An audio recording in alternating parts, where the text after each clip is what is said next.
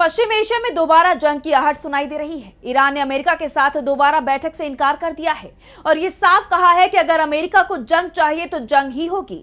उसके ये बयान अमेरिकी राष्ट्रपति डोनाल्ड ट्रंप की हालिया धमकी के बाद आए हैं, जिसमें उन्होंने ईरान पर बमबारी की बात कही थी। तो क्या पश्चिम एशिया में टूट जाएगा सीज फायर? जानेंगे इस रिपोर्ट में। ईरान और अमेरिका के बीच दोबारा जंग छिड़ने वाली है। दोनों पक्षों की तरफ से आने वाले बयान कुछ ऐसे ही संकेत दे रहे हैं। अब तक खबर यह आ रही थी कि 20 अप्रैल को पाकिस्तान के इस्लामाबाद में दोनों पक्ष एक बार फिर बातचीत की टेबल पर मिलेंगे, लेकिन अमेरिकी राष्ट्रपति डोनाल्ड ट्रंप के बयानों ने पाकिस्तान की इन कोशिशों पर पानी फेर दिया है।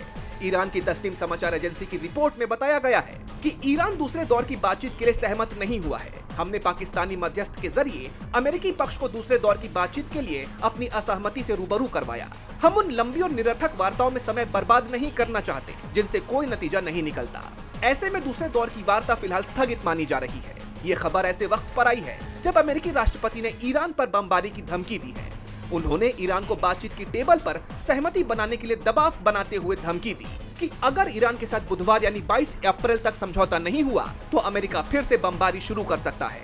अमेरिका ईरान के संवर्धित यूरेनियम भंडार को किसी न किसी तरीके से हासिल कर लेगा। मौजूदा सीज फायर को बढ़ाया भी जा सकता है और खत्म भी किया जा सकता है। दरअसल 22 अप्रैल को अमेरिका और ईरान के बीच लागू 2 हफ्तों का सीज फायर खत्म हो रहा है, लेकिन डोनाल्ड ट्रंप की ये धमकी और ईरान का वार्ता से इनकार करना इस क्षेत्र में दोबारा जंग की आशंका को बढ़ा रहा है, क्योंकि हॉर्मुज स्ट्रेट को लेकर भी हालात पहले जैसे हो गए हैं। ईरान ने लेबनान में युद्ध विराम के बाद इसे खोल दिया था, लेकिन अमेरिका ने जब नाकेबंदी नहीं हटाई तो अब ईरान ने भी हॉर्मुज को दोबारा बंद कर दिया है।